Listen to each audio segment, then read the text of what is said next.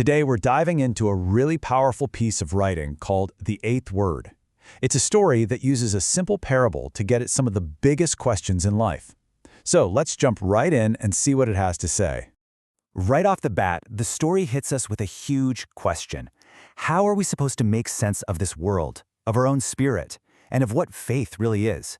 It kind of suggests that if you don't have the right key, the world can feel more like a prison than anything else.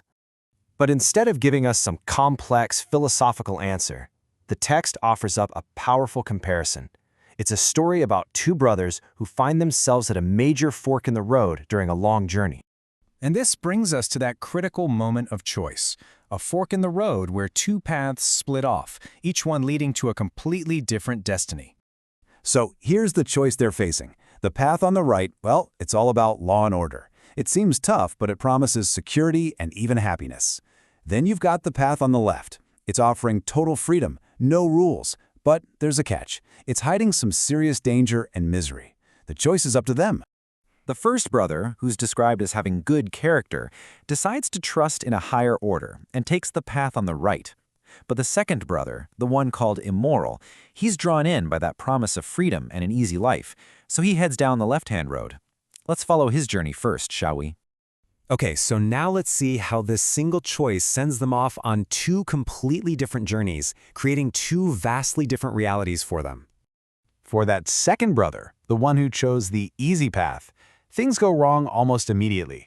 He's walking through this desolate wilderness when, out of absolutely nowhere, a huge lion appears and starts to attack. He just bolts, running for his life.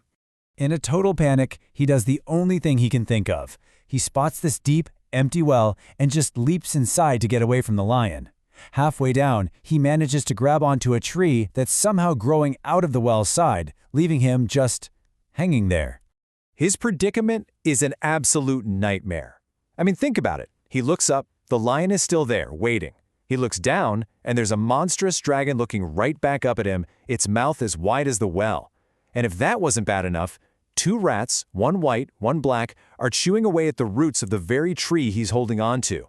Oh, and the walls are crawling with poisonous bugs. So how does he react to this completely terrifying situation? Well, in an act of just pure denial, he pretends nothing is wrong. He totally ignores his own gut screaming at him and just starts eating the fruit from the tree, like he's in a peaceful garden. He doesn't even realize some of it is poisonous. All right, now let's switch gears and go back to the first brother, the one who chose the path of order. He goes through the exact same trials: the desert, the lion, the well, the dragon, all of it. The situation is identical on the outside, but his reaction on the inside, it changes everything. See, instead of seeing chaos, he sees a pattern. He gets this feeling that these events aren't just random. They're happening for a reason, under some hidden command. He figures there has to be a secret, a talisman, and a hidden ruler who's testing him. And that curiosity completely replaces his fear. And because of that faith, that different perspective, his reality literally transforms. That terrifying dragon's mouth, it becomes a doorway into a beautiful garden. The menacing lion waiting for him up top, it turns into a friendly servant, a gentle horse ready to help him. His mind reshaped his entire world. So what is the meaning behind this incredible story? What's it all about? Well, it's time to solve the mystery of the talisman. The talisman, as the text explains it, is the mystery of creation itself. It's the great puzzle of why we're here and what the purpose of our existence really is. And this is where the parable really unlocks its meaning. Every single element is a symbol for our own lives. That lion chasing us, that's the inescapable reality of death. The well we fall into, that's our body, our limited lifespan. And those two rats, the white and black ones, always gnawing away, that's night and day, eating away at the time we have left. The dragon down below represents the grave, the unavoidable gate to what comes next.